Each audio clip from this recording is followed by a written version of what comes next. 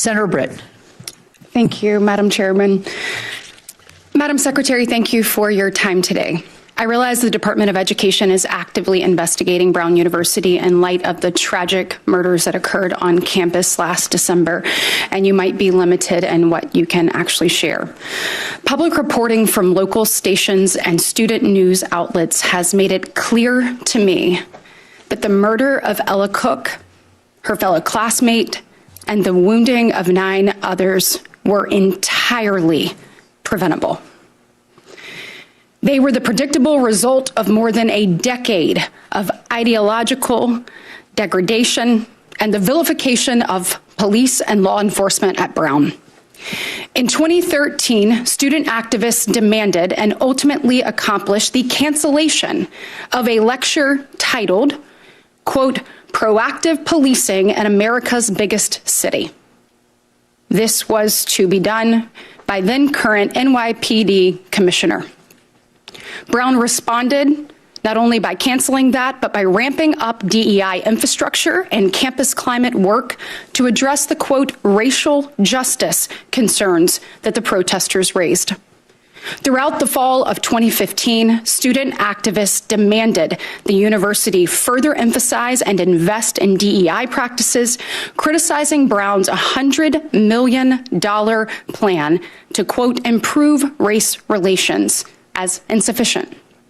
The following year, Brown formally announced it would invest $165 million in DEI and strip away its proactive policing protocol and replace it with, quote, community service models. In 2020, after more activism, Brown declared its Department of Public Safety would adopt a, quote, phased approach to reducing reliance on police.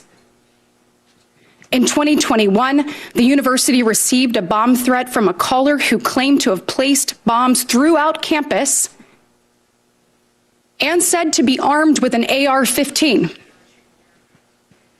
The caller threatened, quote, "If any police approach me, I'll open fire on them immediately and any other student I see," end quote.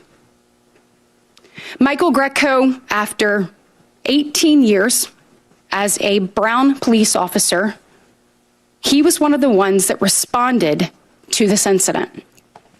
He testified under oath that during the 2021 AR-15 and bomb threat, leadership explicitly ordered responders off recorded radio channels, deliberately concealing an active shooter threat from the Providence Police and the Federal Clery Oversight Act. In the summer of 2023, a Brown police sergeant was made aware of another potential mass shooting threat made against Brown. When the sergeant urged university leadership to cancel a children's reading event scheduled for later that day, he was brushed off. His leadership later described his actions as, quote, bordering insubordination.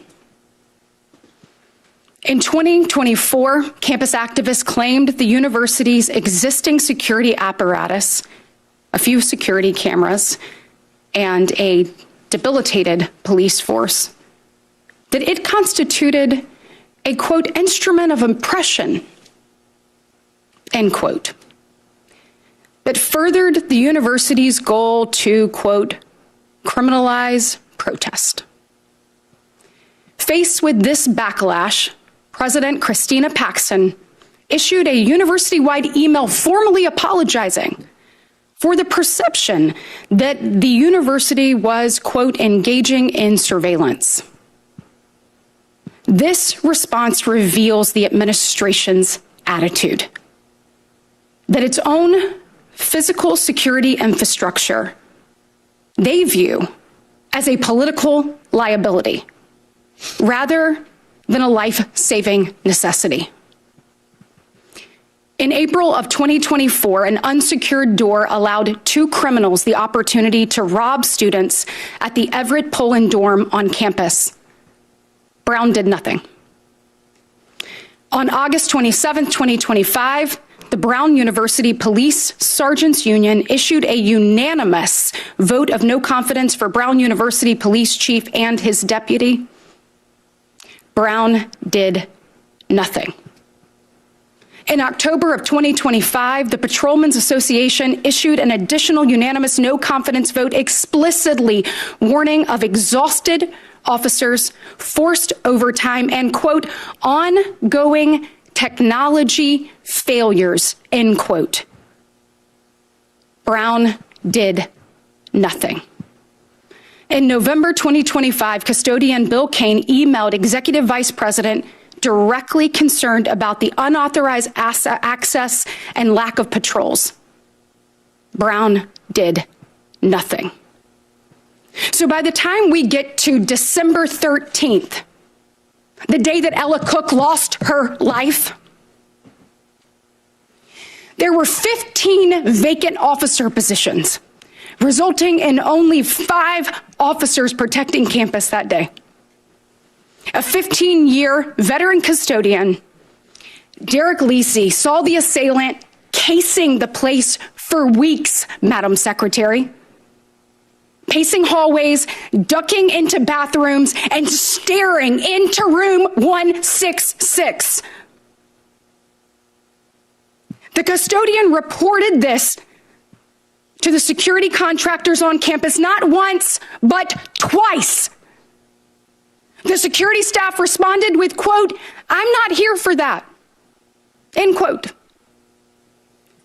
The murderer himself later admitted that he planned to attack for 6 semesters and had, quote, plenty of opportunities, but he kept chickening out. Opportunities that Brown's gross negligence allowed.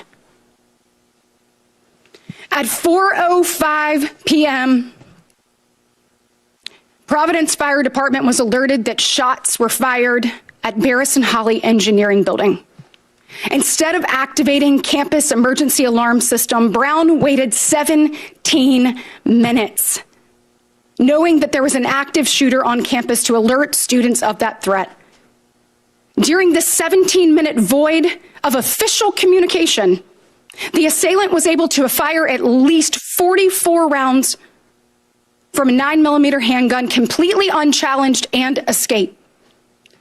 Responding law enforcement then quickly realized the security cameras were non-existent, turned off, and unstaffed. Throughout the remainder of the day, the university proceeded to send out and subsequently retract multiple falsehoods regarding the suspect and another active shooter near campus. Brown University's leadership didn't just fail to protect its students. They actively dismantled every layer of protection that could have stopped this massacre and prevented the murder of an MIT professor 2 days later. Madam Secretary, it is clear to me that Brown, in my opinion, has violated the Clery Act. And Madam Secretary, will you please confirm that your department is investigating this matter in a timely and a thorough fashion? If I could interject here, just because we're a little bit over and we've got other people, if you could quickly answer that question, and then maybe if you have some questions for the record that you more. I have no more questions, except for I would like all of this submitted for the record. Without objection. That's a chilling account. And Senator, we are aware of a lot of these allegations with Brown, and we are actively conducting a Clery Act investigation into Brown. Thank you.